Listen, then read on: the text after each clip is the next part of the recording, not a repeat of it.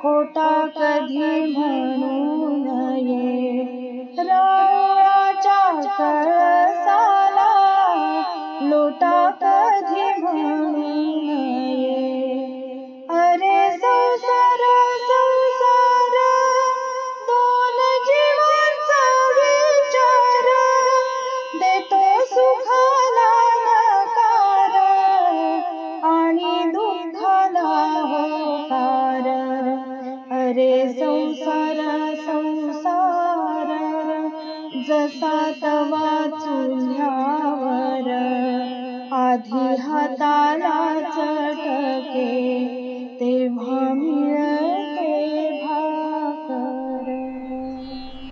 श्री देवी शारदा, श्री देव गणेश, प्रभु श्री रामचंद्र, भगवान श्री गोपाल कृष्ण, श्री महारुद्र हनुमान, महर्षि श्री वेदव्यास, श्रीमद आद्य शंकराचार्य, सद्गुरु श्री ब्रह्मचैतन्य महाराज या सर्वांच्या प्रेरणेनं आणि तुम्हा सर्व मंडळींच्या आशीर्वादानं काही दिवसांच्या खंडानंतर आपण भेटतोय.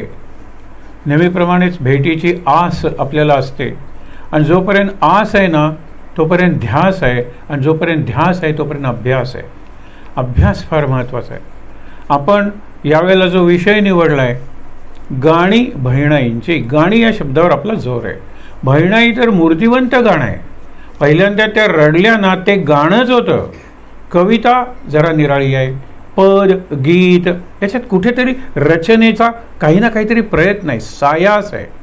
पण विना सायास उत्स्फूर्तपणे जी गाणी बाहेर पडली ती बहिणाईंची होती. आपण त्यांचं थोडंसं चरित्र बघणार आहोत आणि मुख्य म्हणजे त्यांची गाणी आपण जास्तीत जास्त गुणगुणणार आहोत आणि त्याच्यावर जरा चिंतन करणार आहोत, नेहमीप्रमाणे सहचिंतन. आज तिथी आहे अश्विन कृष्ण तृतीया. अश्विन महिना सुरू झाला. अश्विन महिना सुरू होऊन हा म्हणता कोजागरीसुद्धा झाली आहे. अश्विनाचं वर्णन सोनेरी अश्विन असं दुर्गा भागवत आणि ऋतुचक्र या त्यांच्या अप्रतिम ग्रंथात केलेलं आहे. सोनेरी का? कारण आता शेते पिकुनी पिवळी झाली, देवाजीने करुणा केली. पिवळी झालेली आहेत शेतं, आणि शेतं म्हणजे पिकं आली, पिकं आली म्हणजे पैसा आला, पैसा आला म्हणजे सोनं आलं, सोनं म्हणजे पुन्हा पिवळं. श्री सूक्त हे लक्षात घ्या. त्यामुळे अत्यंत पूर्तीचा महिना. पूर्ती आपूर्ती म्हणजे पूर्ण करणं, तिथे काही अपूर्ण नाही आहे. त्याला अश्विन महिना म्हणतात. शरद ऋतू सुरू होतो म्हणून आपण जीवेत शरद शतम, पूर्ण असं जीवन जगा. पूर्त म्हणजे तुम्ही जर पूर्त असाल तर इतरांना पूर्त करू शकाल. पूर्त म्हणजे पुरं करू शकाल, पुरं भरू शकाल. ही विहिरी बघा, आता सध्या तळी बघा, सगळे जलाशय बघा, शहरांना जिथून पाणी मिळतं ती धरणं बघा, भरलेली आहेत. आनंदाचा आहे. आणि म्हणून ते नवरात्र, दसरा आणि आता दिवाळी. मुद्दा काय आपला की शरद म्हणला की शारदा आठवते, शारदा म्हणली की कविता आठवते, प्रतिभा आठवते, आणि मूर्तिमंत प्रतिभा म्हणजे बहिणाई. बहिणाबाई चौधरी म्हणा तुम्ही, पण बहिणाई मूर्तिमंत प्रतिभा. उत्स्फूर्त हा शब्द त्यांच्या बाबतीत वापरता येईल. आणि उत्स्फूर्तमध्ये स्फूर्ती तर आहेच, स्फुरण आहे, पण वरच्या दिशेने जाणारं स्फुरण आहे. खालच्या दिशेने ओढणाऱ्या अनेक घटना त्यांच्या जीवनात घडल्या. वैधव्य आलं, दारिद्र्य होतं, सावकाराचं कर्ज होतं. या सगळ्या अनुभवात त्या कशा जगल्या. आपण सकारात्मकता हा शब्द अत्यंत स्वस्त सवंग सवाय करून टाकलेला आहे. सगळेजण म्हणतात सकारात्मक विचार करा. म्हणजे काय? पॉझिटिव्ह थिंकिंग ही मागे पडली slogan. Positive living is important. आणि पॉझिटिव्ह लिव्हिंगसाठी पॉझिटिव्ह एनर्जी पाहिजे. आपण ज्या 3 शब्द वापरतो ना, बहिणाईंच्या बाबतीत लागू पडतात. बहिणाई पॉझिटिव्ह आहेत. मूर्तिमंत सकारात्मकता, होकारात्मकता किंवा भावात्मकता. भाव म्हणजे पॉझिटिव्ह आणि अभाव म्हणजे निगेटिव्ह. आणि पॉझिटिव्ह झाले की त्याला प्रभाव म्हणतात. हा प्रभाव आपल्याला बहिणाईंच्या जीवनात दिसतो. म्हणजे त्या पॉझिटिव्ह आहेत, त्या प्रोॲक्टिव्ह आहेत. प्रोॲक्टिव्ह म्हणजे कार्यक्षम आहेत, सक्रिय आहेत, आणि उद्या येणाऱ्या संकटाची त्यांची आजच तयारी असते. त्यामुळे त्यांना संकट वाटतच नाहीत, संधी वाटते. एक उदाहरण सांगतो, त्या ओळी आपण उद्या वाचणार आहोत, की आता आरशाचं कामच नाही. कारण का? वैधव्य आलं. पूर्वी आरसा काय रूप न्याहाळायला किंवा मेकअप करायला वापरत नव्हत्या. जे गोंधलं होतं तिथे कुंकू लावण्यासाठी आरसा पाहिजे होता. आता कुंकू ज्याच्या नावे होतं तोच कुंकवाचा धनी गेल्यावर आता गोंधळं उरलंय. सुंदर त्याच्यावर कल्पना आहे, उद्या बघणार आहोत. पण ती म्हणते की आता आरशाचं कामच नाही. मग आता मी कुणासारखी? मी माझ्यासारखी. काय सुंदर उत्तर आहे. खूप आता मी कुणासारखी? आरशात बघताना मला वाटत होतं मी हिच्यासारखी, मी तिच्यासारखी, आणखीन सुंदर. आता नाहीच, मी माझ्यासारखी. आणि हा जो एक आत्मानुभव किंवा आत्मप्रत्यय आहे, शब्द अवघड वाटतील, आत्मानुभव आहे. मी आत्मा आहे शब्द ती असे मोठ्या अवघड वापरतच नाही, पण त्याची अभिव्यक्ती म्हणजे तो व्यक्त करणं म्हणजे त्यांची उत्स्फूर्त कविता. उत्कर्षाच्या दिशेनं, उद्धाराच्या दिशेने येणारी त्यांची कविता आहे. खूप उशिरा. त्यांचा जन्म 1880 सालचा, म्हणजे 19वे शतक संपत आलं होतं. पण 20वे शतक अर्ध त्या पूर्ण जगल्या 1951 पर्यंत. म्हणजे 71-72 वर्षांचं त्यांचं आयुष्य. त्या जिवंत असे तोपर्यंत त्यांच्या कविता कुठेतरी, आचार्य अत्रे म्हणतात त्याप्रमाणे, एखाद्या शेतात कुणीतरी कधीतरी पुरलेला हंडा असावा, तो हंडाही सोन्याचा आणि त्यात असलेल्या शिगोशिक भरलेल्या मोहराही सोन्याच्या. तुम्हाला कल्पनाही नाही, अरे काय लागलं रे नांगराला, आणि बघतो तो सोन्याचा हंडा. हे काय आहे? असं स्वच्छता करत असताना सोपानदेव बघतात. त्यावेळेला अरे हे बाळ आहे, हे आपणच लिहिल्या होत्या, अरे ह्या आईच्या कविता आहेत. घेऊन अत्रेंकडे आले. ते म्हणाले अरे अरे अरे हे 52 कशी सोनं आहे. आणि ह्या प्रसिद्ध न करणं हा महाराष्ट्राविरुद्ध अपमान आहे. अत्रेंची भाषा ना, महाराष्ट्राविरुद्ध, मराठी विरुद्ध, माय बोली विरुद्ध अपराध आहे म्हणाले. माय बोलीचा अपमान आहे. लगेच छापायला त्यांनी पाठवल्या आणि 1952 सालीच त्याची पहिली आवृत्ती आली. त्यानंतर अनेक आवृत्त्या निघाल्या. पहिली जी आवृत्ती आहे त्याला अनेकांच्या प्रस्तावना आहेत. त्या प्रस्तावनेतली अत्यंत मधुर वाक्य आपण नंतर पाहणार आहोत. त्यांच्या चरित्रात जर बघायचं असेल ना, तर गरिबी पहिल्यापासून आहे. मातीशी इमान आहे. त्या काळ्या मातीत त्यांना पांडुरंगी दिसतो आणि रुक्मिणी दिसते. पांडुरंगासाठी पंढरपूरला जायची गरज नाही आहे. पण पांडुरंग बघावा म्हणला तर आडं येतं सावकाराचं सोंग, दिसत नाही पांडुरंग. पांडुरंग दिसत नाही कारण सावकाराचं सोंग आड येतं. आणि कर्ज किती असेल हो, तो काळही निराळ आहे 400 रुपयांचं. पण ते फेडता फेडता फेडता फेडता नाके नऊ आले. हे स्वाभिमानी बाई आहे. आपल्या मुलांवर 2 मुलं, त्यातलं एक जे आहे ना, त्यांना प्लेगमध्ये असा काहीतरी अटॅक आल्यासारखं झालं आणि पायाने तो अधू झाला मोठा. आणि धाकटा सोपानदेव चौधरी. वडील गेल्या त्यावेळेला म्हणाले 3 वर्षांचे होतो, मला आठवतही नाही. सोपानदेवानी आपल्या आईवर केलेली नंतर कविता ती आपण वाचणार आहोत आज. आणि मुख्य म्हणजे काय, नंतर सोपानदेवांचं जीवन कसं घडलं, कसं घडवलं.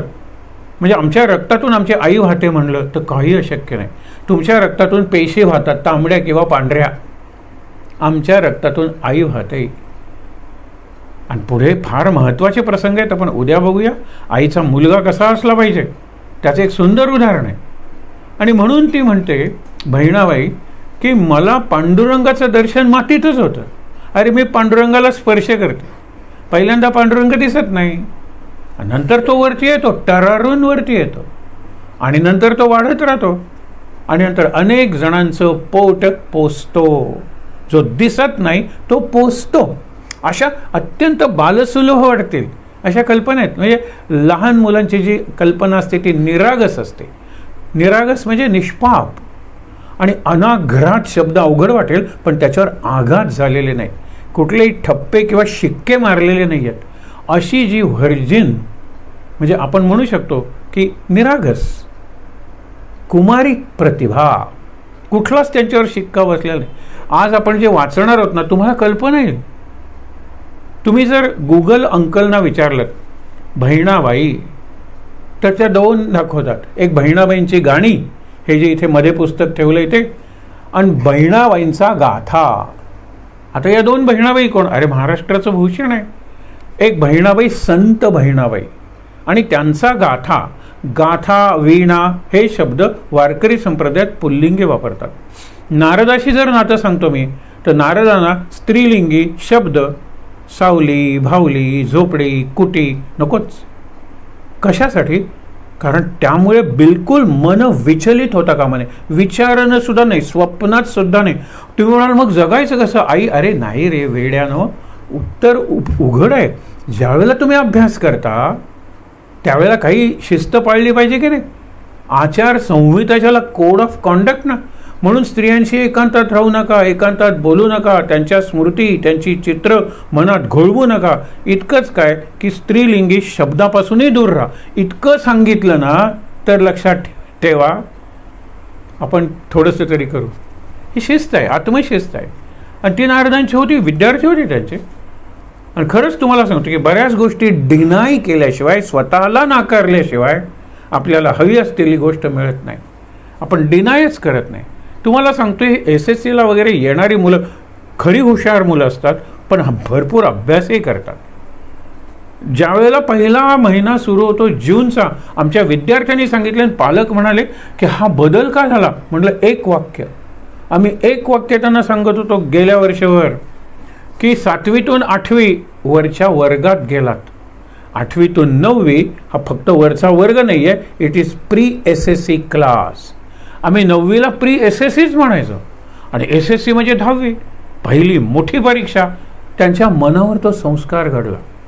9वीत आल्यानंतर कुठला बदल घडवायचा आणि 9वीत आणि 10वीतल्या अभ्यासात कोणता फरक असला पाहिजे हे लक्षात ठेवा. आपल्याला कळेल की बहिणाईच्या कवितेचं जे कोवळेपण आहे, अगदी कोवळी प्रतिभा आहे त्यांची.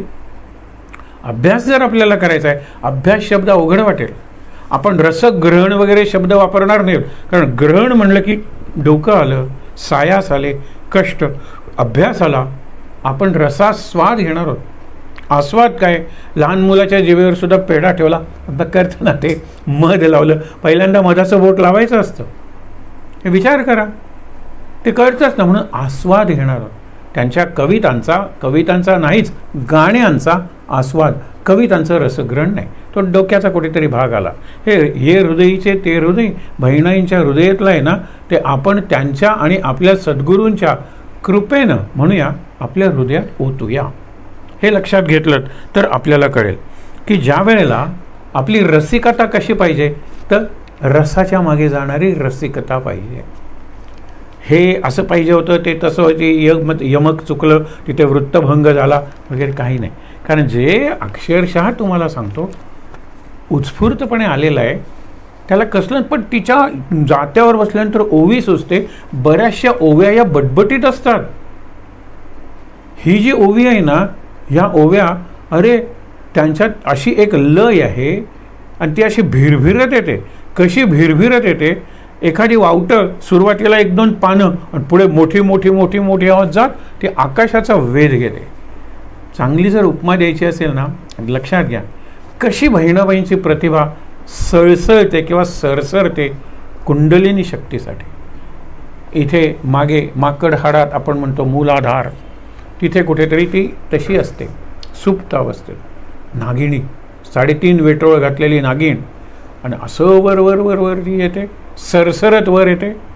प्रतिभा जागी झाली की माणूस शांत राहतच नाही. काहीतरी नवीन केल्याशिवाय तो राहूच शकत नाही. तो आता अस्वस्थ झालेला आहे.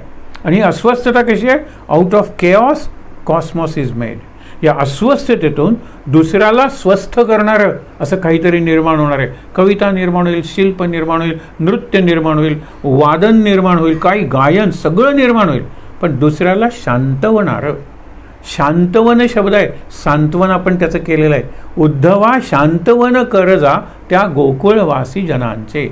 उद्धव त्यांचं शांतवन करायला गेला आणि स्वतःचं सांत्वन करून परत आला. त्या गोपींचा केवढा अधिकार आहे. असू दे, त्यात ती गोपींसारखीच आपली ही आहे की बहिणाई. त्या काळात 2 चमत्कार होते, लक्षात ठेवा. एक लक्ष्मीबाई टिळक, ज्यांचं स्मृतिचित्रे हे गद्यलेखन, आणि या बहिणाबाई चौधरी एकाच काळात होत्या. एवढंच नाही तर सोपानदेव चौधरी म्हणाला, भाग्य आमचं की या 2 महातपस्विनी, आणि त्यांनी मराठी वाङ्मय इतकं संपन्न केलेलं आहे आणि अशा पद्धतीने संपन्न केलेलं आहे की वाङ्मयावर त्यांचे उठलेले संस्कार हे पूर्ण वाङ्मयी नाही. ह्यांना तर लिहिता वाचताही येत नव्हतं. म्हणून निरक्षर कवयित्रीचं अक्षर वाङ्मय म्हणजे बहिणाई. तिला आणि ती गात होती काय, काम करता करता गात होते. ॲग्रिकल्चरल ऑपरेशन्स म्हणतो ना, शेतीची निरनिराळी कामं, त्या कामासाठी तिने उत्स्फूर्तपणे गायलेल्या अशा 4-4 ओळी लिहून काढलेल्या आहेत. पण बरंचसं हवेत विरून गेलो तिला स्वतःला, आणि ती काय पाठ करून जाते, ती उत्स्फूर्तपणे गात होती. आई तू काल काय म्हणत होतीस, काल मी बरंच म्हणत होते. कारण चूल फुंकताना कविता, विहिरीचं पाणी काढताना कविता, नंतर काय रांधताना कविता, सगळ्या बाळांना झोपवताना तर काय आणि ती कविता म्हणजे गाणं होतं, उत्स्फूर्त गाणं. आपण म्हणतो ना, एखादा हे असतो, नर्तक असतो. गोपीकृष्णाचं मागे उदाहरण दिलं होतं की गोपीकृष्णाचं उदाहरण तो झनक झनक पायल बाजे सिनेमानंतर जगप्रसिद्ध झाला. अनेक ठिकाणी जगात त्यांचे सत्कार झाले, कारण केवळ नृत्यावर आधारित असलेला आणि त्यातली गाणी निरनिराळ्या रागात आणि ती सुद्धा निरनिराळ्या रंगात. त्यावेळेला रंगीत चित्रपट नव्हते, एरवीचा चित्रपट ब्लॅक अँड व्हाईटच आहे, पण ती गाणी नयन से नयन मिला अप्रतिम आहे. आणि त्या प्रत्येक गाण्यात नृत्याची निराळी शैली आहे. लोक थक्क झाले. त्याला सांगितल्यानंतर तो म्हणाला, खरं सांगू का, मी काय सांगू तुम्हाला, कारण हे गाणं हे माझ्या शरीरातलं आहे, गाणं माझ्या रक्तातून वाहतं. गाणं नाही, नृत्य माझ्या रक्तात नाचत असतं, नृत्य माझ्या श्वासात नर्तन करत असतं. त्यातली लय, त्यातला ठेका, त्यातला जो रिदम तो माझ्या चालण्यात असतो, माझ्या बोलण्यात असतो, माझ्या हातांच्या हालचालीत असतो. मी नृत्याशिवाय काहीच करू शकत नाही. मी साधं जेवलो ना तरी त्या हातात एक जेवणाचं नृत्य तयार होतं. मी स्नान करत असलो ना तर स्नान करताना नृत्य तयार, म्हणजे I dance my bath, I dance my dinner, I dance my sleep. काय सुंदर आहे. आणि मी त्याच्याशिवाय असूच शकत नाही. म्हणजे अनावर आहे. वाचा झालीसे अनावर म्हणतात ना तुकाराम, की जीभ तोडली तरी त्या तुडलेल्या तुकड्यातून विठ्ठल विठ्ठल ऐकू येईल. अनावर वाचा का झाली आहे, आवरता येत नाही. का आवरता येत नाही, कारण सगळा देह विठ्ठलाच्या नावाने भरून गेलेला आहे आणि तो ओसंडून वाहील की नाही. रोम रोमातून म्हणजे शरीरावरच्या केसाची जी छिद्र आहेत त्या छिद्रातून नाम बाहेर नाही येणार, ओम बाहेर नाही येणार. इतकं नाम घेणारी मंडळी आहे. तो एक तुम्हाला सांगतो की मी तुम्हाला गुगलचं का उदाहरण देतो, कारण हा आपण वापरत असलेला असा एक सोर्स आहे. गुगल अंकल आणि आपण तो यूट्यूब आंटी, या आपल्या घरात, आपल्या हातात, आपल्या खिशात असतात. तो पहिली त्यांची एंट्री असते. परत तुम्हाला सांगतो, आज दिवस किती संपले, इतके, आता उरले किती, इतके, एकूण 70 दिवस उरले. म्हणजे आज जर आपण संकल्प केलाय किंवा या महिन्याच्या शेवटी संकल्प सोपायो, माणसा कधी व्हशील माणूस, हा त्यांनी विचारलेला सनातन प्रश्न अजून अनुत्तरितच आहे. किंवा या 70 दिवसात 2022चं स्वागत करताना मी माणूस बनण्याचा प्रयत्न करेन. विचार करा, जो खरा आध्यात्मिक उपासक असतो, जो खरा गुरुभक्त असतो, जो खरा साधक असतो, भक्त असतो, तो माणूस असतो. माणुसकी माझ्यात मिसळली पाहिजे. माझ्या करण्यात, देण्यात, घेण्यात, बोलण्यात माणुसकी असली पाहिजे. ती नाही हो, घरात बोलण्यात माणुसकी नाही आहे. काय बोलतो तोडून आपण, लोकांची मनं भेदतील, छिंदतील किंवा छेदतील अशा पद्धतीने आपण बोलतो. खरंच लक्षात घ्या, हे आपण संकल्प करणार आहोत शेवटच्या दिवशी. आज पहिल्याच दिवशी आपण बघूया, त्यांच्या आपण काही गाणी आहेत ना, पहिल्यांदा त्यांच्याबद्दलची वाचणार आहोत आणि फरक कळेल तुम्हाला. संत बहिणाबाईंच्या डोक्यावर वरदहस्त कुणाचा आहे, तुकारामाचा. आणि तुकाराम म्हणलं तर काय आहे की सुंदर, तुकारामाचं सगळंच उत्स्फूर्त घेऊ. आणि ते उत्स्फूर्त असल्यामुळे तुकारामांनी आपल्या या शिष्येला त्यांचा निळोबा आणि या बहिणाबाई समकालीन, तरी स्वप्न दृष्टांत आहे जसा तुकारामाला झाला. आणि त्या बोलायलाच लागल्यानंतर त्या तुकारामाला भेटल्या वगैरे, या सगळ्या गोष्टी आहेत. त्या ईश्वराचं दर्शन कसं घेतात, म्हणजे आपण म्हणतो व्यक्तातून अव्यक्त, मूर्तातून अमूर्त, दृश्यातून अदृश्य असं आहे ना, स्थूलातून सूक्ष्म. बहिणाबाई, आपण बहिणाई म्हणूया, बहिणाई बरोबर उलट, अव्यक्ताचं दर्शन व्यक्तात घेतात, या व्यक्तातून अव्यक्त. आता लक्षात ठेवा, संत बहिणाबाई, या देवाचं दर्शन कसं आहे, पृथ्वीचा तो गंध, पृथ्वी व्यक्त आहे की नाही, दिसते आपल्याला, गंध कुठे दिसतो, पृथ्वीचा गंधात देव आहे. या फुलांच्या गंधकोशी सांग तू आहेस का. बघा ना, किंवा सुमनात तू गगनात तू, सगळीकडे तू भरून राहिलेला आहेस. तसं पृथ्वीचा तो गंध, उदकीचा रस, पाणी आपल्याला दिसतं ना, स्पर्श करता येतो, पिता येतं, पाण्यातला रस आहे ना, तो परमेश्वर आहे, तो आत्मा आहे. तेजामध्ये अंश, कशाचा? आत्मयाचा. तुम्हाला ज्योत दिसते ना, ज्योतीचा जो प्रकाश आहे ना, तो आत्मप्रकाश आहे. परी तो न दिसे आत्मचक्षुवीण. या डोळ्यांनी तुम्हाला तो दिसणार नाही, या डोळ्यांनी पाणीच दिसेल, उसाचा रसच दिसेल. पण विष, पाणी आणि मुख्य म्हणजे दूध किंवा दारू, ह्याच्यातला जो रस आहे ना, तो परमेश्वर आहे. त्याला चक्षु पाहिजे, दृष्टी पाहिजे, दिव्य दृष्टी. आणि ती कोण देतो? गुरु. गुरु कृपे वाचून ही मिळत नाही, पण हिला उपजतच होते. कुणाला? बहिणाईला. पण हे बघा, परी तो न दिसे आत्मचक्षुवीण पाहिजे अंजन गुरुकृपा. हे नेत्रांजन हा शब्द काजळासाठी वापरू नका. गुरु नेत्रांजन घालून ही जी देहदृष्टी आहे ना, चर्मदृष्टी, चामड्याची दृष्टी, ती अंतर्दृष्टी बनवतो, दिव्य दृष्टी बनवतो. आणि मग पाताळातलं धन दिसतं, भूमिगत धन. आपल्याला कशाला पाहिजे ते धन?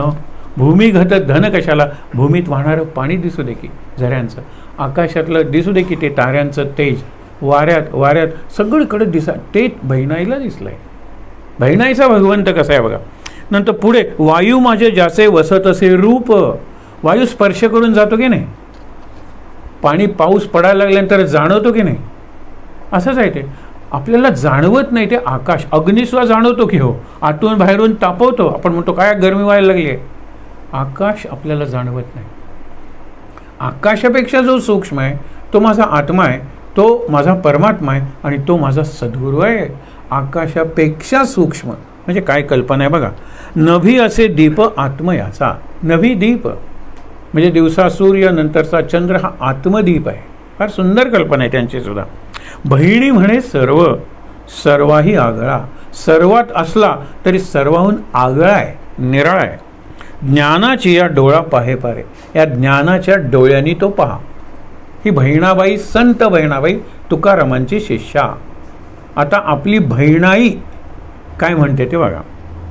आता पुढे, माझी माय सरस्वती, त्यावेळेला आपण हे यावेळी पुन्हा वाचणार आहोत. जरा निराळा अँगल किंवा निराळा कोण असेल हे फक्त वाचूया. हे देवा, तुझ्या पायाची चाहूल लागे पानापानामध्ये. पान दिसतं की नाही हो? चाहूल दिसत नाही. देव तर आणखीन दिसत नाही. पण देवा, तुझी चाहूल, पानं हालायला लागली की अरे तुझी चाहूल आला बरं का देव. बघा कसं आहे. देवा, तुझ्या पायाची चाहूल लागे पानापानामध्ये. देवा, तुझं येणं जाणं वारा सांगे कानामध्ये. तू येणं जाणं, आला गेला, आला गेला. मला कशाला मंदिरात जायला पाहिजे? मला कशाला ते प्रतिमान मूर्तींची पूजा केली पाहिजे? काही नाही. म्हण पुढे काय, फुलामध्ये सामावला धरतीचा परमय. धरतीचा परिमळ जो फुलातून येतो. आपण म्हणतो ना की फुलाला सुगंध मातीचा, पण काही फुलंच अशी असतात की ती खाली पडली ना तर मातीला सुगंध फुलाचा. हे दोन्ही असतं. तशी आपली ही आहे बहिणाई, तशी आहे. तुम्हाला सांगतो, मनाचा एवढा गुंता झाला असेल. ही 2 मुलं लहान, कर्ज, आणि पती गेला निघून, आणि ह्या तिशीत होत्या. या बऱ्याचशा ज्या उद्गारात्मक अशा उत्स्फूर्त आहेत ना त्यांच्या रचना, त्या यानंतरच्या काळातल्या. विचार करा त्यांना काय वाटलं असेल. ज्या वेळेला खाली येतं ना त्याच वेळेला वर जायचं. हे साधं सूत्र आहे त्यांचं. काय म्हणतात बघा की माझं घर आहे ना, मी आकाशात बांधलेलं आहे. किती खाली उडलं दुःखाने वगैरे तरी मी सुखाच्या घरातच असते. तिथे त्यांनी अनेक ठिकाणी सांगितलेलं आहे की माय माझी सरस्वती. म्हणजे तुला हे एवढं कोणी शिकवलं ग? तू माझ्यासारखीच अडाणी आहेस. तिची आत्या विचारते, यांची सोपानदेवांची आत्या म्हणजे हिच्या नवऱ्याची बहीण विचारते. काय विचारते? की तूच माझ्यासारखी अडाणी, पण तू असं कसं बोलतेस, असं कसं गातेस, आणि लोकांना एवढं कसं आवडतं, आणि आम्हाला ते पाठ करावं असं का वाटतं? हे कुणी शिकवलं तुला? हे बोलायला तुला असं कुणी शिकवलं? माझी माय सरस्वती. माझी आईच जर सरस्वती आहे तर बोलायला, वाचायला, गायला काय सगळं तीच आहे. इथे पुढे काय म्हणतं, फुलामध्ये सामावला धरतीचा परिमय, माझ्या नाकाले विचारा ना. नथनीचं त्याचं कामं काय, नथीला का विचारता, हे बाहेरचंच आपलं आहे.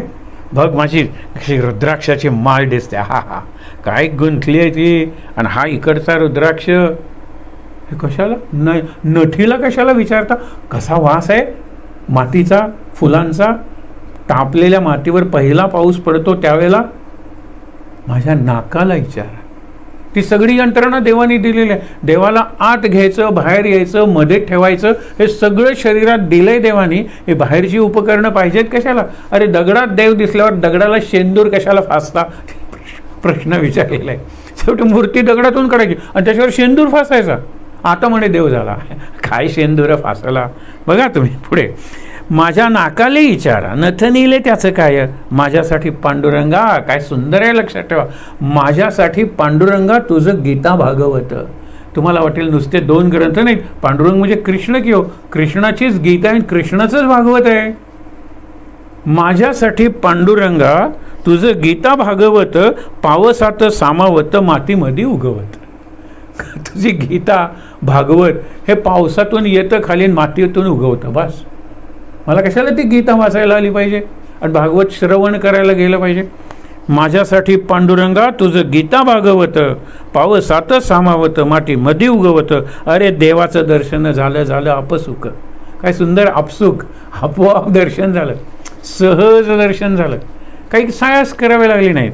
की अरे देवाचं दर्शन झालं झालं आपसुक, हिरीदात म्हणजे हृदयात सूर्या बापा दावे अरूपाचं रूप.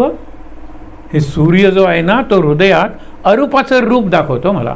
सूर्य म्हणजे त्यांना उपयोगीच आहे ना, पुढे सगळं आलेलं आहे, सगळं कसं उपयोगी पडतं. आणि ह्याच्यात सुद्धा बघा ना, की कसा तिने आपल्या नकळत जीवन कार्य आहे ना, तिचं काम आहे, कामाचा आलेख दिलेला आहे. पहिल्यांदा तुझ्या पायाची चावल लागे पानापानामध्ये पानं, फुलामध्ये सामावला फुलं, धरतीचा धरती.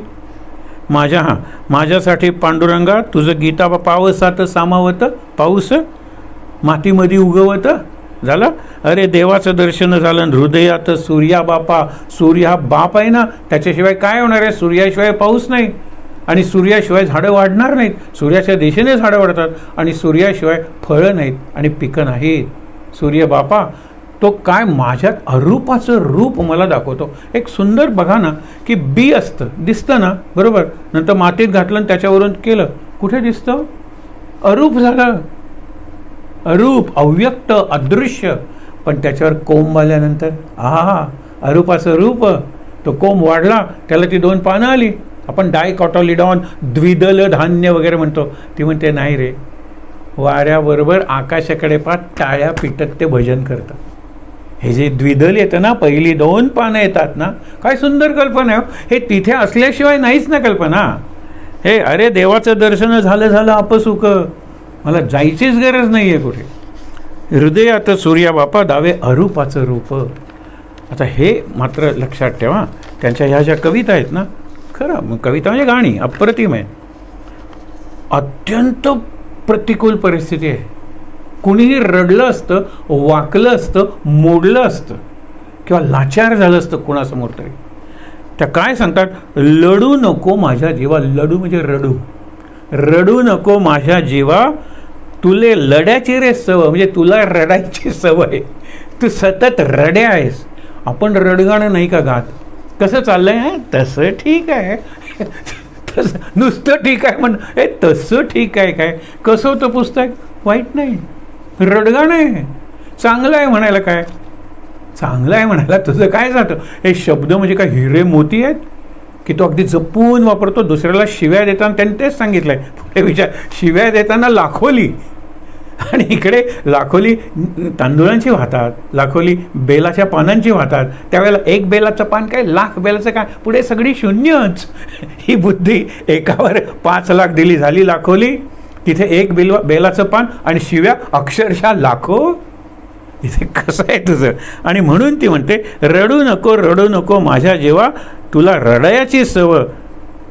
संसार काय देतो, संसार देतो दुःखाला होकार आणि सुखाला नकार. म्हणजे काय, दुःखाला होकार, दुःख मला नकोय पण येतं, होकार दिला कोणी जीवनानं, संसारानं, परपंचानं. ती म्हणते परपंचानं दुःखाला होकार दिलाय आणि सुखाला नकार दिलाय. आपण स्वीकार का करायला नको? करूया ना. दुःखाला जीवन जर होकार देते, पुढे काय सुंदर आहे, माझं दुःख तळघरात कोंडलं. प्रत्येकाला थोडं दुःख आणि थोडं सुख आहे की नाही. माझं दुःख मी असं वागवीत नाही बसले, रडगाणं गात नाही बसले. माझं दुःख तळघरात कोंडलं, माझं सुख हंड्या झुंबर टांगलं. काय सुंदर आहे. हंड्या झुंबर, पूर्वी ते दिवे लावायचे की नाही, अजून हंड्या असतात देवळात, आणि झुंबर मी टांगले. माझं जे काही सुख आहे ना ते झुंबरासारखं टांगलंय, हंडीसारखं टांगलंय, ज्यातून प्रकाश बाहेर येतो, सौंदर्य दिसतं. आणि माझं दुःख तळघरात कोंडून टाकले. तुम्हाला काय, मलाही माहीत नाही कोणतं दुःख केव्हा तळघरात कोंडले. फार महत्त्वाचं आहे. आता बाकीबाब बोरकर, आपले बाभ बोरकर, त्यांना त्यांच्या हस्तलिखितातली ही कविता या पुस्तकात आहे. आता हे पुस्तक म्हणजे बहिणाई, हे कव्हर, त्याच्यात सगळी पंचमहाभूत आहे. त्याच्यात आपल्याला, तुम्ही चित्राकडे बघितलं तर आपल्याला त्याच्यात माती दिसते, आपल्याला त्याच्यात डोंगर दिसत आहेत, आपल्याला त्याला पाणी दिसतंय, आपल्यात झाडं आहेत, झोपडी आहे मुख्य म्हणजे, आणि झाडाला टांगलेली ती खोपी म्हणजे घरटी आहेत. ते वाचणार होतं आपण गाणं, पण त्याच्यात त्या प्रश्न विचारतात. खोप्या माझी खोपा म्हणजे घरटी अनेक पक्षी बांधतात, पण सगळ्यात चांगलं सुबक घरटं कुणाचं असतं? सुगरणीचं. कदाचित त्यावरूनच चांगला स्वयंपाक करणारी सुगरण हा शब्द आला असेल, कुणाला माहीत आहे. हे पक्षाचं नाव आहे. खोप्यामध्ये खोपा सुगरणीचा चांगला, पण तिने तुम्हाला चांगलं दिसावं म्हणून नाही, आपल्या पिलासाठी तिनं हा झोका झाडाला टांगला. आणि शेवटी काय म्हणतात, मला खूप आवडतं ते, की हे सगळं करण्यासाठी तिला काय दिले देवानं? उलुशीचं चोच. काय सुंदर शब्द, उलुशीचं म्हणजे उली आपण म्हणतो ना, ती सुद्धा बरी वाटतं. उलुशीचं चोच. आणि तुला दिलं देवाने 2 हात 10 बोट, तरी तू काही विणू शकत नाहीस, काही सौंदर्य निर्माण करू शकत नाही. अरे गवताच्या काड्या किंवा पानं आणतात आणि मधल्या त्या रेषा काढतात, बाकीचं पान काढून, आणि त्याचे ते विणतात. इवलीशा चोचानी त्याच्यापेक्षा उलुशी असलेल्या चोचीत भरवतात. आणि तुला आपल्या पोरांचा संसार करता येत नाही, व्यसनं सगळे पैसे उधळून लावतात. तुला दिली र देवानं 2 हात 10 बोट, शिक तिच्यापासून काहीतरी. अशा त्यांच्या कविता उत्स्फूर्तपणे आहेत. इथे आता बाकी बाप काय म्हणतात बघा. बहिणाई, माझे आई बहिणाई, सोपं आहे. माझे आई बहिणाई तुझ्या मुखे देव बोले. देवच बोलतो म्हणजे सरस्वती, तुझ्या तोंडून सरस्वतीच बोलते. तुझ्या मुखे देव बोले, बोल तुझे गाता गाता माझे पाझरती डोळे. हे बाकी बाबाच लिहू जाणे नाही, तुझे बोल गाताना म्हणजे आनंदाचं जरी हे आलं कुठून? याचा स्रोत, याचा झरा, याचा उगम आहे कुठे? कुंडलिनीत म्हणजे पाठीमागे, का बुद्धीत, का बुद्धीच्या पलीकडे? म्हणून उद्या आपण म्हणणार आहोत, या देवी सर्वभूतेषु शक्तिरूपेण संस्थिता. ही शक्ती आहे कशाची? सर्जनाची शक्ती आहे, सृजनाची शक्ती आहे. नव्हत्यातून होतं, काही नाही, शून्यातून पूर्ण, अशी त्यांची रचना आहे. हे रचना विश्व किंवा गाण्यांचं विश्व आहे.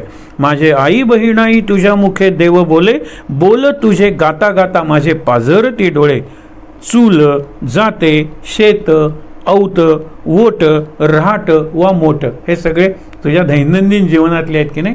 बघा, चूल जाते शेत औत वोट रहाट वा मोठ, कसे वाचलेसे याते सारे गीता भागवत. तुला चुलीत गीता दिसली आणि तुला मोठेत भागवत वाचता आलं, हे कसं वाचलंस ग तू? आणि तुला सांगायची गरजच नाही, त्याचा जो आशय आहे ना तो तू तुझ्या या गाण्यातून नुसता गायला नाहीस तर जगली आहेस तू. पुढे लक्षात ठेव, तुझ्या साध्या सोप्या शब्दी, शब्दी म्हणजे शब्दात, तुझ्या साध्या सोप्या शब्दी कशा पालवती श्रुती म्हणजे वेदवाक्य. साध्या शब्दातून वेदांची वाणी, तू साक्षात वेदांची जननी आहेस. आणि म्हणून पुढे बघणार होतो आपण, जाग लागताच कशी हात जोडतात पाती. पाती म्हणजे पानं, गवताची पानं. माणसाची जाग लागली हात जोडतात, वारा आला हात जोडतात, पानं सुद्धा हात जोडतात. तुझ्या पुढे धरती माते, आकाशाकडे, सगळ्यांकडे. हे कसे तुला सुचतं हे सगळं? देव तुझ्या ओटीपोटी, देव तुझ्या ओटीपोटी, देव तुझ्या कंठी ओठी. देवच आहे तो. दशांगुळी उरलेला देव ही वेदातली कल्पना आहे की विश्व निर्माण केलं आणि तो निर्माता अनंत कोटी ब्रह्मांडाचा नायक त्या विश्वाबाहेर दशांगुळे 10 बोटं उरला. एके ठिकाणी म्हणते ती 10 बोटं कुठे आली माहीत आहेत ना? माहेरात आली. ती उरलेली जी 10 बोटं आहेत ना, म्हणजे सगळ्या ब्रह्मांडाच्या पलीकडची जी शक्ती आहे ना, ती आईच्या रूपानं माहेरात असते. आणि तू कशाला सासरी आलीस असं सासरा समजा विचारत असेल, मुलीला माहेर मिळावं म्हणून मी सासरी आले. काय कल्पना ही? माझ्या मुलीला, तुमच्या माझ्या मुलीला माहेर मिळावं म्हणून मी सासरी आले. सुचणार आहे आपल्याला हे? बघा ना. म्हणून दशांगुळी उरलेला देव तुझ्या 10 बोटी. हा दशांगुळ आहेत ना, ती तुझी 10 बोटं आहेत की सगळ्या विश्वाला व्यापून विश्वाला निर्माण करून बाहेर उरलेली आहे. काय सुंदर आहे. त्यांनी भरवी. आता ती जी तुझी 10 बोटं आहेत ना, दशांगुळं उरलेली, त्याने मला भरव ग. शेवटी प्रार्थना केली, म्हणजे विनवणी, आईची आळवणी. त्यांनी भरवी गे घास, दुधी मोडूनी भाकर. आपण श्रीमंत कुठे आहेत? भाजी वगैरे परवडत नाही, दुधात भाकरीचा तुकडा मोड. त्यांनी भरवी गे घास, दुधी मोडूनी भाकर, बोले न त्या अक्षरात उमटू दे बीजाक्षर. आणि ती भाकरी तुझी खाल्ल्यानंतर मी बोलेन त्या अक्षरात बीजाक्षर, म्हणजे मंत्र असला पाहिजे, मंत्रशक्ती आली पाहिजे माझ्या शब्दांना. आणि ती तू देऊ शकशील, कारण तू जर मला भरवलीस, कुठल्या विश्वा व्यापून उरलेल्या 10 बोटांनी जर दुधात भाकरी बुडवून मला दिलीस, तर माझ्या तोंडातून बाहेर पडणाऱ्या बोलाला मंत्राचं सामर्थ्य असेल. काय कल्पना आहे बघावं. अलीकडच्या कवयित्री त्यांनी बालगीत लिहिलेत वृंदा लिमये. त्यांची कविता माय बहिणाई ग. माय बहिणाई ही देख. कशी आहे ही माय बहिणाई? बघा ना. नाही अक्षर ओळख, अक्षरांची ओळखच नाही. तुझ्या शब्दांना तरीही कशी हिऱ्याची झळक. हिरा लॉंग लास्टिंग आहे, हार्डेस्ट आहे, वज्र आहे. ही वज्राची अशी एक प्रकारची झळक तुझ्या, वज्र म्हणजे वीज, झळक तुझ्या शब्दांना कशी आली. रोज राबताना आली, रोज राबतच होतेस ना, रोज राबताना आली तुझ्या ओठावर गाणी. घडे अद्भुत त्यातून झाली अक्षरांची लेणी. लेणी आपण बघायला जातो, वेरूळ वगैरेची लेणी, अक्षरांची लेणी. अंतरीच्या ओलाव्याचा, हे महत्त्वाचं आहे. अंतरीच्या त्याशिवाय शेती पिकणार आहे का? ओलावाच नसेल तर. खोली पेर पण ओली पेर. तू कितीही खोल जा, पण तिथे ओल असली पाहिजे, तरच ते बी रुजेल आणि मुळं वाढतील आणि तो अंकुर किंवा कोंब मातीच्या वर येईल. विचार करा. म्हणून अंतरीच्या ओलाव्याचा तुझा भाव साधा बोळा, मला त्यातून लाभला जगण्यातला जिव्हाळा. ओ मला काय ओ भल्या भल्यानं लाभला. ज्याने वाचलं थक्क करणार आहे. जशी ती स्मृतिचित्र लक्ष्मीबाईंची, तशी ही गाणी बहिणाईची. झाले साहित्याचे धन तुझे सहज उद्गार. तुझे सहज उद्गार हे साहित्यानं उद्मय वाङ्मय आहे तुझं, हे साहित्याचं धन झालं. झाले साहित्याचे धन तुझे सहज उद्गार, चिरंतनाचा त्यातून नित्य नवा साक्षात्कार. चिरंतनाचा साक्षात्कार आणि नित्य नवा त्यातून होतो. या बहिणाबाईंबद्दलच्या कविता आहेत. आता त्यांचं बघा ना. विराट दर्शन कृष्णाने घडवलं, विश्वरूप दर्शन. भागवतात 2ऱ्या स्कंदात विराटाचं ध्यान कसं करायचं. विराट म्हणजे काय? सगळंच त्याचं अनंत, असंख्य, अप्रमेय, अगणित, असीम, अपार, अथांग असे शब्द वापरावे लागतात विराट दाखवण्यासाठी. हिने फार सुंदर कविता केलेली आहे. तिला काय म्हणलेलं आहे? तू माय म्हणजे आई आहेस आणि माय म्हणजे माया. येडी माय, तू वेडी आई आहेस, तू वेडी माया आहेस, तू आधी माया आहेस. आधी मायचं हे वर्णन बघा काय आहे. विराट रूपाचं वर्णन आहे. एरवी विश्वजननी, जगत जननी, सृष्टी निर्माती. आपण हे शब्द वापरतो ना, वेदमाता, देवमाता, काही वापरलेलं नाही. त्याच्या आजूबाजूला जे होतं त्यात तिला विराटाचं किंवा विश्वरूप दर्शन झालेलं आहे. ते तिने कसं गायलं आहे बघा बरं. अशी कशी येडी माये, अशी कशी येडी, अशी येडी कशी तू? 12 गाडे काजळ कुंकू पुरलं नाही लेणं, म्हणजे 12 गाडे, आता तिची कल्पना आहे ना, गाड्या भरून काजळ पाठवलं तरी तुझ्या डोळ्यानं पुरलं नाही, कुंकू पाठवलं तरी तुझ्या कपाळाला पुरलं नाही. हे विराटाचं दर्शन आहे, हे अनंताचं दर्शन आहे, लक्षात ठेवा. 12 गाडे काजळ कुंकू पुरलं नाही लेणं, 7 समुद्राचं पाणी झालं नाही नाणं. 7 समुद्राचं पाणी तरी तुला स्नान पुरलं नाही. ते पाण्यात तुझ्या आंघोळीला आमच्या अर्ध्या बादलीत 2 आंघोळी होतात आमच्या. पण इथे कारण तिच्यापासूनच निर्माण झाले ना, तिला शेवटी तेच सांगायचं आहे, अरे जिच्यापासून 7 समुद्र निर्माण झाले तिला आंघोळ कोण घालणार आहे? असंच वर्णन केलंय ना तिकडे, अनेकदा केलं जातं की पृथ्वीचा कागद घेतला, समुद्राची शाई घेतली, पर्वतांचा बोरू म्हणजे टाक केला आणि साक्षात सरस्वती अनंत काळ लिहित राहिली तरी परमात्म्याचं वर्णन होणार नाही, शिवाचं वर्णन होणार नाही, शिवतत्वाचं वर्णन होणार नाही. बसली लिहायला कोण? सरस्वती. किती काळ लिहिते? अनंत काळ. कागद कुठला आहे? पृथ्वीचा, समुद्राची शाई. आणि लेखणी कुठली आहे? पर्वत, मेरू पर्वत. तसं आहे हे. 12 गाडे काजळ कुंकू पुरलं नाही लेणं, 7 समुद्राचं पाणी झालं नाही नाणं. अशी कशी येडी माये? पुढे, धरतीवरलं चांदी सोनं दागिन्याची तूट. सगळ्या धरतीवरचं चांदी सोनं करून तुला दागिने केले तरी तूट म्हणजे कमीच पडतात, तुला कमीच पडतात. आभाळाचं चोळी लुगडं, कल्पना बघा, आभाळाचं चोळी लुगडं ते बी झालं थिट आखूड. म्हणजे सगळ्या पृथ्वीवरची चांदी सोनं एकत्र केलं तरी तुला दागिने पुरत नाहीत, तुला पुरतील असे दागिने करता येत नाहीत. आणि आभाळाची साडी चोळी केलं लुगडं तरी तुला ते पुरत नाही, थिटं होतं. इडा पिडा संकटाना दिला तुवे टाया. काय सुंदर आहे. इडा पिडा टळो म्हणतो ना, बाहेरची लक्ष्मी घरात येऊ, अरे इडा पिडा संकटांना तू टाळ्या दिल्यास. आपण टाळ्या देतो ना, दे टाळी. हे दे टाळी आपण हल्ली असं करतो, पूर्वी अशा घ्यायच्या, काही हरकत नाही. दे टाळी म्हणजे इडा पिडा संकटांना दिल्या तुने टाळ्या. तुझ्या झाल्या तुझ्या गळ्यामध्ये नररुंडांच्या माळा. टाळ्या आणि माळा, पण कसल्या नररुंडांच्या? इतकी माणसं मेलेली आहेत. तू मारलेले राक्षस त्यांच्या सोडा, पण मेलेला माणूस तुझ्याच सगळ्या नररुंड माळा गळ्यात. किती माणसं मेली आणि त्यांची मुंडकी जरी तू गळ्यात घातलीस तरी तुला ती माळ पुरणार नाही आहे.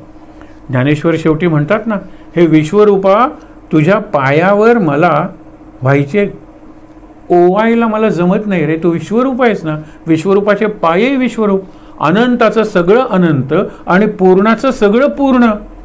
अरे इतक्या 9000 ओव्या मी ओवल्या, पण आता तुला मला वाहण्यासाठी करायचे, मला ओवता येत नाही. म्हणून मिया फुले मोकळी, ही मोकळी फुलं अर्पिली अंगरी उगली विश्वरूपाच्या. शेवटी मोकळी फुलं. तसंच आहे हे. तुला काय करू आम्ही? पुढे, ब्रह्मा विष्णू रुद्र बाळ खेळले वटी. तुझ्या पोटात ब्रह्मा विष्णू महेश तू खेळवलेस. कुरवाळीता पोटे पाना गाणं आलं वटी. त्यांना कुरवाळताना तुला पाना फुटला. हे कुणाचं? येडीमाय, आदिमायेचं वर्णन आहे. आदिमाया, तुझ्यापासून ब्रह्मा विष्णू महेश निर्माण झाले आणि त्यांना कुरवाळताना तुला पाना फुटला आणि गाणं ओठी आलं, ते माझ्या ओठातून येतं. काही कल्पना? ही आदिमाया नाही आहे का? बहिणाई ही आदिमाया नाही का? पुढे, नशिबाचे 9 गिरे म्हणजे ग्रह. नवग्रहात कुंडली असते की नाही तुमची? नशिबाचे 9 गिरे काय तुझ्या लेखी. काय ग, ते ग्रह तुझ्या पोटात पदरात इकडे तिकडे फिरत असतात. त्या ग्रहानं तू निर्माण केलेलं आहे. तुला काय त्या ग्रहांचं भय आहे? नशिबाचे 9 ग्रह काय तुझ्या लेखी, ग्रहणाला खाईसनी म्हणजे खाऊन कशी झाली सुखी. ग्रहणाला सगळे, ग्रहण म्हणजे खाऊन टाकले, सगळे ग्रह खाऊन टाकले, अंधार. आणि मग तुला सुख वाटलं का? कशी झाली सुखी, अशी कशी.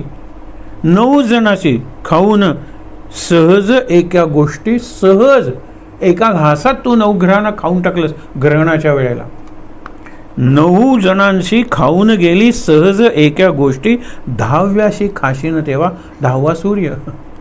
10व्याशी खाशीन तेव्हा कुठे राहील सृष्टी. एका घासात तू 9 ग्रहांना खाऊन टाकलं, 10व्याला खायलास तर सृष्टी राहील का?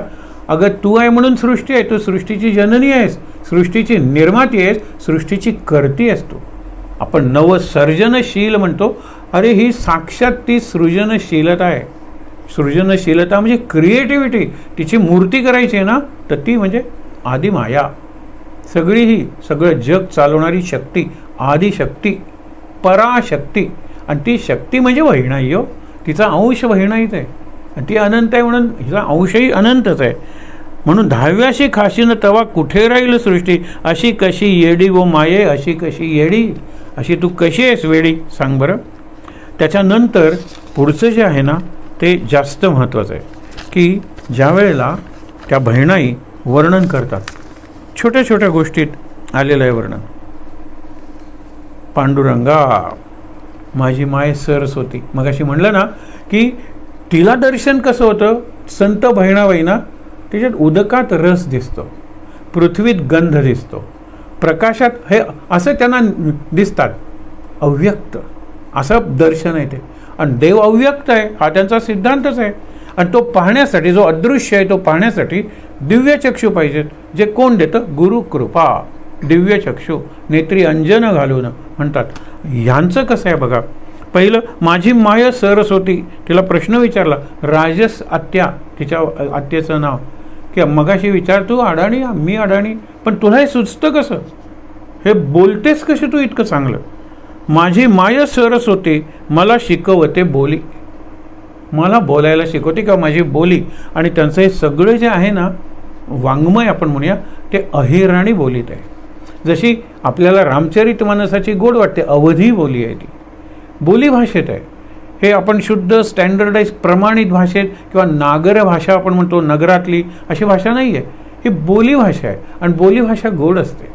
ती मग स्थिरावत होत त्याच्यावर घाव घालत घालत घालत मग आपण म्हणतो प्रमाणित अशी भाषा बनते. प्रमाणित म्हणजे स्टँडर्ड. ही बोली भाषा आहे. आणि बोली भाषेचे अनेक प्रकार असतात. दर 12 कोसावर बोली बदलते.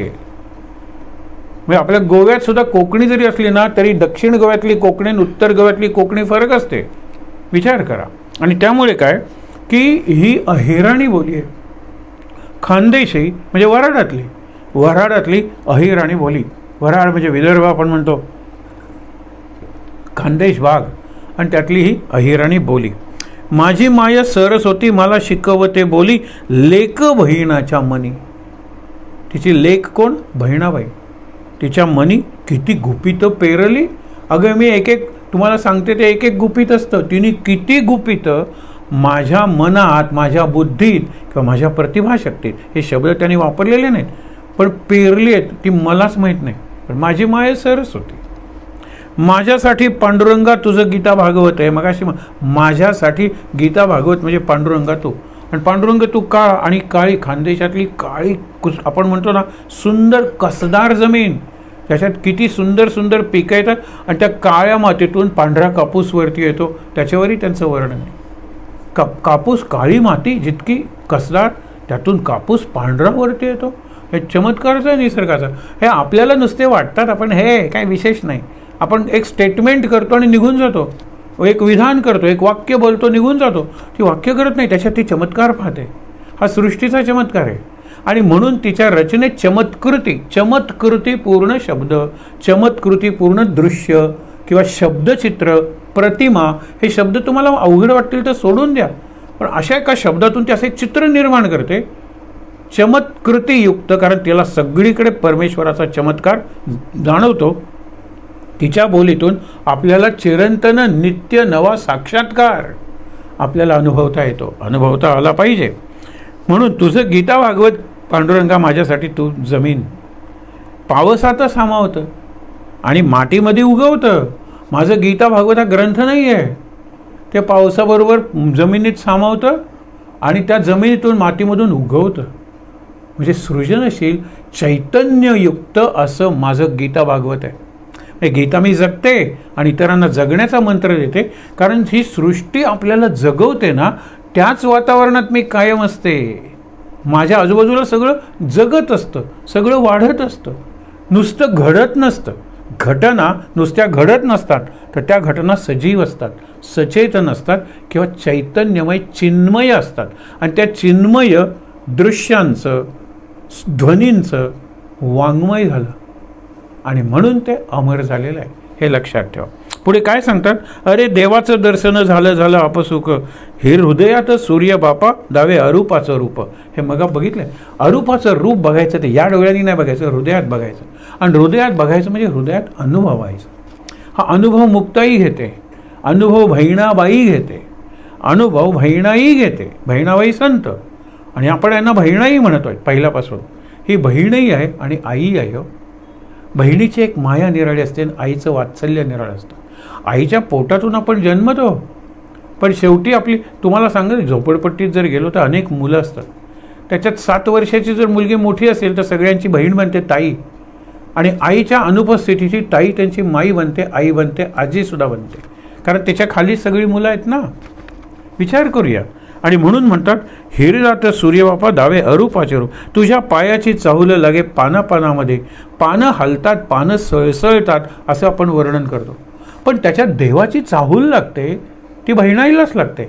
आपल्याला पानांची सळसळ, पाण्याची हालचाल, आणि त्यातल्या त्यात पिंपळाची पानं कशी हलतात, या आपल्या कल्पनाशक्तीनं केलेल्या कविता आहेत.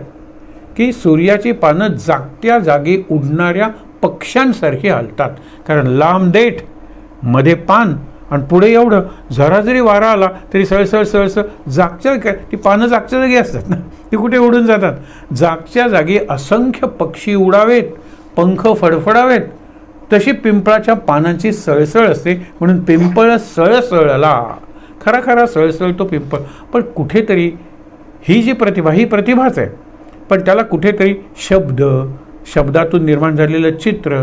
बहिणाईचं तसं नाही आहे. देवा तुझी चाहूल मला पानापानामध्ये लागते. देवा पुढे काय, देवा तुझं येणं जाणं वारा सांगे कानामध्ये, वारा कानाशी संबंध आहे, त्यातून शब्द निर्माण होतात. म्हणून फुका वाय चाळा, वाय म्हणजे वायू, वाय चाळा का करता तुम्ही, क्रियेविण वाचाळता व्यर्थ आहे. नुसते फुकाचे शब्द, त्या शब्दांचे बुडबुडे, काय अर्थ आहे तुमच्या जीवनाला. अरे काहीतरी कृती करा ना, कॉन्क्रीट म्हणजे प्रत्यक्ष मूर्त, स्वतःला आणि दुसऱ्याला अनुभवायला येणारी आणि स्वतःच्या आणि दुसऱ्याचं कल्याण करणारी अशी कृती नको का करायला. ती बहिणाई करता करता कविता आहेत. आपल्या आधी कविता इंच इंच लढवू वगैरे, आणि मग लढवायला प्रेरणा मिळायची. हिचं सगळंच उलट आहे. आधी अनुभव आला आणि तो तिच्या शब्दातून बोली भाषेत उत्स्फूर्तपणे तिच्याही नकळत बाहेर पडला. आणि मग ती म्हणते ना, मला काहीच करता येत नाही, तो बाहेरच पडतो. मी बोलते त्याचीच कविता होते किंवा गाणं होतं. फुलामध्ये समावला धरित्रीचा परिमळ, माझ्या नाकाला इचारा नथ नेले त्याचं काय. हे मगाशी आपण बघितलं. पुढे बघा, किती रंगविषयी रंग, आजूबाजूला किती रंग असतील. फुलांचे निरनिराळे रंग, काळी माती आणि त्याच्यात येणारी निरनिराळी पिकं, त्याला येणारी कापसाची बोंड, आणि सगळ्यात रंग म्हणजे उगवतीचे आणि मावळतीचे. आकाशाकडे बघितलं की दिवसा दिसणार नाही, पण उगवताना ती सूर्योदय बघायची, सूर्यास्तापर्यंत काम करायचे. म्हणून आकाशातले रंग ती रोज बघायची, अनुभवायची, आणि मुख्य म्हणजे आनंदायची. ती आनंदायची आणि इतरांना तो आनंद लुटायची. हे बघा, किती रंगविषयी रंग, रंग भरले डोळ्यात. अरे माझा डोळेच आता रंगीत झालेले आहेत, निरनिराळे रंग. माझ्या डोळ्यात हिरवा बघ, पिवळा बघ, हे झेंडू निरनिराळे फुलांचे आहेत रंग. रंग भरले डोळ्यात, माझ्यासाठी श्रीरंग, माझ्यासाठी श्रीरंग. हा सुंदर आहे. म्हणजे मेरेला सुचते अशी कल्पना की कौन संग खेळू होली, होलीची निरनिराळ्या रंगांची पिचकारी आहे ना, ती मारू कशी बाहेर, श्रीरंग आतच आहे. मग मी ज्यावेळेला पिचकारी टाकते आणि डोळे मिटते त्यावेळेला खरी रंगपंचमी आतच चालू आहे. तो दुसऱ्यावर काय मारायचं, श्रीरंग सर्वे केनू संग खेळू होली, मी पिया बिन अकेली, कुणाबरोबर खेळ. नंतर माझा पियाच जर आत आहे, माझा प्रेमी जर आत आहे, प्रियकर जर आत आहे, मन रमणा माझा रमण जर आत आहे, तर आत पिचकारी कशाला मारू, तोच मारेल पिचकारी. माझा श्रीरंग हेच म्हणते, किती रंगविषयी रंग, रंग भरले डोळ्यात, माझ्यासाठी श्रीरंग रंग खेळे आभाळात. माझ्यासाठी श्रीरंग आभाळात रंगान, रोज रंगपंचमी सकाळी आणि संध्याकाळी. शेवटी काय सांगते, धरतीमधल्या रसानं, धरतीमधल्या रसानं. जीभ माझी संवादते, जे स्वाद घेते, सुवाद वगैरे आपण म्हणतो ना. माझ्या आपल्याला काहीतरी आज आमटी काय केलेली, हां सार केले ना, आपल्याला त्या रसाबरोबर जेवावं लागतं. अनेकांचे अनेक रस असतात. दूध रस आहे, चहा रस आहे, कॉफी रस आहे, बाकीच्या रसांबद्दल काय बोलायचं आहे, सगळे रसच हे बाहेरचे रस आहेत. मला काय धरतीमधल्या रसानं, कारण असा धरतीशी संबंध आहे. पूर्णपणे पाय मातीत आणि हात, तिने सांगितलं मातीला पायानं मातीचा आधार आहे, हाताना हात अधांतरी. अधांतर म्हणजे कारण त्यांना काम करायचं आहे. घट्ट रोवून पाय राहिल्यावर हात रिकामे राहतात आणि ते निरनिराळे कामं करतात. आणि त्यामुळे देवा तुझ्या प्रेरणेनं ही सगळी आम्ही परगती केलेली आहे. विचार करा, पायी जर फिरत असते, अधांतरी असते, काय केलं असतं. म्हणून म्हणतात पाय मातीत पाहिजेत आणि हात म्हणून स्वप्नांचे पंखही पाहिजेत आणि कृतीचे पायही पाहिजेत. नुसते स्वप्न पंख काय उडत गेले. ते पंख स्वप्न प्रत्यक्षात येण्यासाठी पाय मातीत रोवलेले पाहिजेत आणि हात शरीराला चिकटलेले पण अधांतरी पाहिजेत. हातही चिकटले तर आपण चतुष्पाद प्राणी नाही का झाले. जनावरांना कुठे काय करता आलं. ही सुगरण अशी घरटी बांधते, सुंदर आहे. अरे पण रामाच्या पूर्वी ही जन्मलेली आहे. आधी पक्षी झाले, नंतर माणूस जन्मलेला आहे. म्हणजे रामाच्या पूर्वीपासून ती अशाच प्रकारची बांधती आहे घरटी. काय फरक पडलाय. पण माणसाने, अरे गुहेत राहणारा माणूस आज आकाशात घरटी बांधायला लागलेला आहे. आकाशात जेव्हा एखादा स्पुटनिक उडतो ना किंवा सॅटेलाईट उपग्रह उडतो ना, तर आकाशातलं घर नाही आहे का सांगा बरं. चंद्रावर घरं बांधण्याची स्कीम म्हणजे योजना तयार झालेली आहे. चंद्रावर प्लॉट्स पडलेले आहेत आणि ते प्लॉट्स अमेरिकेत विकत घेतलेले आहेत. त्यांच्या बापाचा चंद्र आहे का सांगा बरं. पण आता प्लॉट्स मागे पैसे केले लोकांनी, पैशावर पैसा. यांचा कुठला पैसा आहे. यांच्याकडे धन आहे, यांच्याकडे लक्ष्मी आहे, हे लक्षात ठेवा.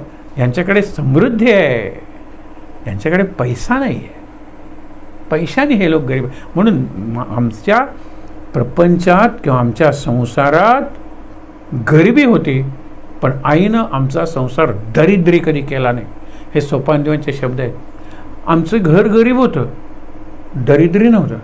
कारण आईची श्रीमंती होती ना, आणि श्रीमंती भावनांची आहे, कल्पनांची आहे. कल्पना करा तुम्ही. म्हणून शेवटी काय सांगते, धरतीमधल्या रसानं जीभ माझी संवादते, तवा तोंडातली चेव पिंडामध्ये ठाव घेते. अरे आम्ही कालची भाकरी जरी खाल्ली ना, ते रक्तात मिसळून जाते. तोंड आपण खातो ते लगेच ओकतो, आपल्याला ॲसिडिटी होते, ढेकर येतात, उचक्या लागतात, ओकारी येते.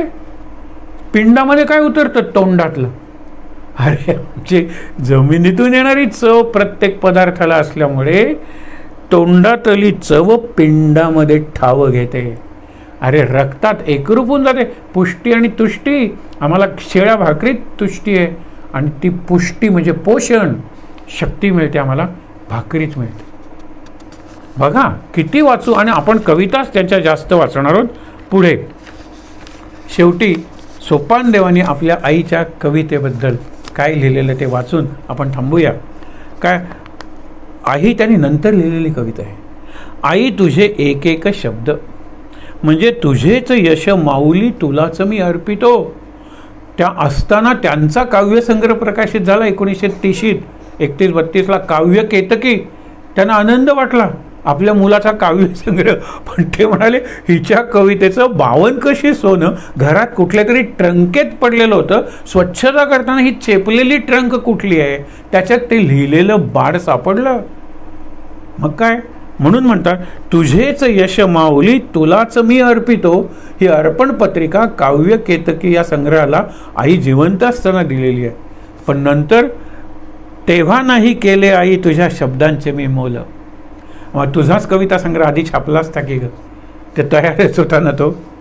तेव्हा नाही केले आई तुझ्या शब्दांचे मी बोल, तेव्हा कुठूनही असावे अज्ञानाला ज्ञानबळ. तुझी जे ज्ञान आहे ना ते ज्ञानाला मागे टाकेल असं. मी अज्ञानच राहिलो, तुझ्या शब्दांचं मोलच कळलं नाही.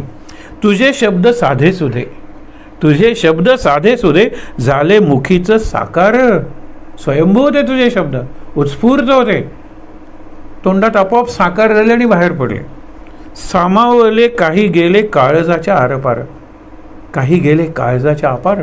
आणि बरेचसे हवेत विरून गेले हो. केवढा आपल्याला कल्पना येत नाही, पण जो अत्यंत संवेदनशील आहे हा केवढा लॉस आहे. आपण प्रॉफिट अँड लॉस म्हणतो, हे केवढं नुकसान आहे मानवजातीचं. विचार करा, लता मंगेशकरांचा आवाज हा याच्यावर ठेवता आला पुढच्या पिढ्यांसाठी. पहिल्यांदा रेकॉर्ड्सवर, नंतर कॅसेटवर, नंतर CD वर, आता कशावर, निरनिळा तर काय मोबाईलवर सुद्धा सगळी गाणी आलेली आहेत. हा 20व्या शतकातला सगळ्यात महत्त्वाचा चमत्कार आहे. हे कवी गुलजारांचं मत आहे. ते म्हणाले हृदय बदललं, माणूस चंद्रावर गेला, हे भौतिक आहेत. हा जो आवाज आहे की ज्यांच्या कंठात पौर्णिमेचा चंद्रप्रकाश, हे काय सुंदर वर्णन आहे. आणि तिच्या गळ्यातून गंधार बाहेर पडतो, त्या क्षणी लता जगातली सगळ्यात सुंदर स्त्री असते. तुम्ही काय ते बाह्य सौंदर्य वगैरे बघता, गंधार आहे तिचं सौंदर्य, सुंदर आहे ते वाक्य. इथे तसंच आहे तुझं. तेव्हा कुठून असावे अज्ञानाला ज्ञानबळ, तुझे शब्द साधे सुधे झाले मुखीचं साकार, सामावले काही गेले काळजाच्या आरपार. तुझे एक एक शब्द वृक्षापरी फलदायी. बीज आहे तुझा शब्द, म्हणजे त्याचा वृक्ष झाला आणि असंख्य फळं आम्ही खाल्ली. तुझे एक एक शब्द वृक्षापरी फलदायी, अनायसे माझ्या हाती आले थोडेफार काही. अनायसे एकदम सापडले मला. शब्द गेले सुकोनिया, शब्द का नाही किती वर्ष वाळीत गेले. शब्द गेले सुकुनिया, झाला त्यांचा सुकामेवा. चघळीत बैसतो मी, तोच वाटे मला ठेवा. आईने मला काय ठेवलं, हा सुकामेवा ठेवला, आणि तुम्ही चघळत बसतो एकांतात. शेवटी म्हणतात त्याची चवी चाखताना, त्या सुकामेव्याची म्हणजे तुझ्या सुकलेल्या कविता सुकलेल्या नाही आहेत, काळाच्या ओघात त्या बाजूला पडल्या होत्या, त्या फळांचा मेवा झाला आता, सुका ड्राय फ्रूट आपण म्हणतो, त्यांची चवी चाखताना स्फूर्ती येते नवनवी. तुझ्या कृपाप्रसादाने मिरवितो आज कवी. तुझ्या कृपाप्रसादाने आज मी मोठा कवी म्हणून मिरवतो. पण शेवटी तेव्हा नाही केले आई तुझ्या शब्दांचे मी मोल. एक एक शब्द तुझा, मला त्याचं मोलच कळलं नाही. पण आज जो मी कवी म्हणून मिरवतो ती सगळी तुझी मिरास आहे, याची जाणीव. आईबद्दलची कृतज्ञता, या काळ्या आईबद्दलची कृतज्ञता, मातृभूमीबद्दलची कृतज्ञता, मातृभाषेबद्दलची कृतज्ञता, आणि जी काळी आई जमीन आहे जी आपल्याला अन्न, तिच्याबद्दलची कृतज्ञता. ही कृतज्ञता म्हणजे माणूस आहे, म्हणजे माणुसकी आहे. म्हणून माणसा कधी होशील माणूस. आज जर संकल्प केला तर 70 दिवस आपल्याला आहेत माणसाचं बीजारोपण करण्यासाठी, माणुसकीचं.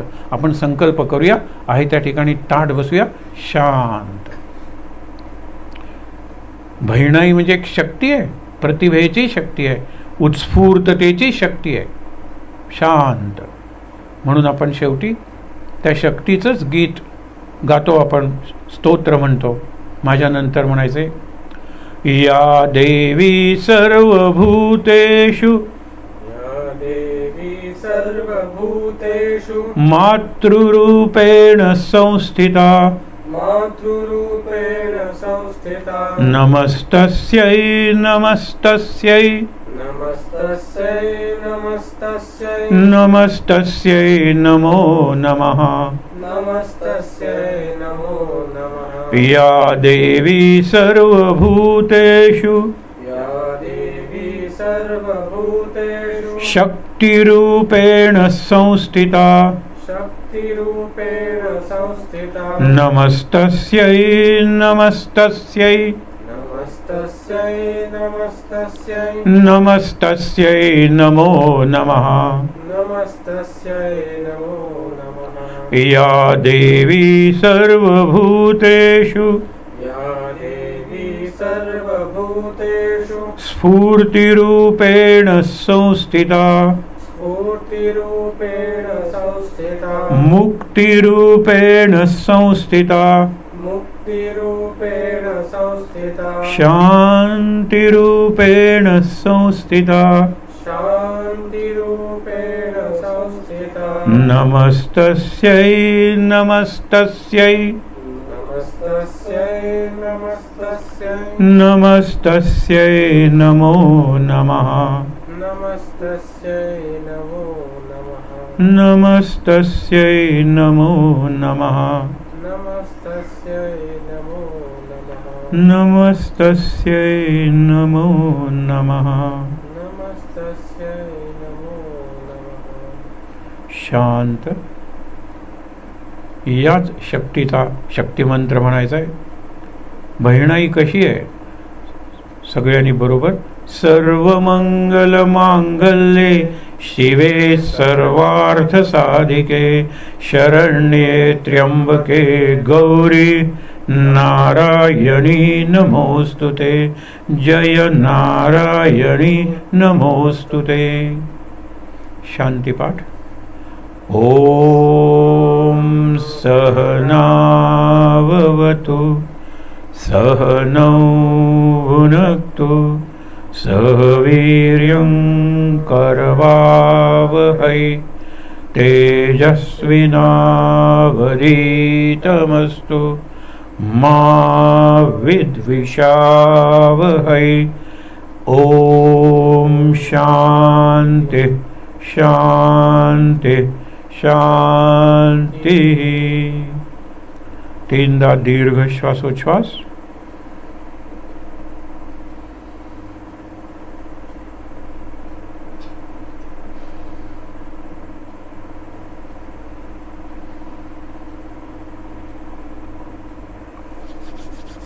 हातावर हात चोळून ते हात चेहऱ्यावर डोळ्यांवर.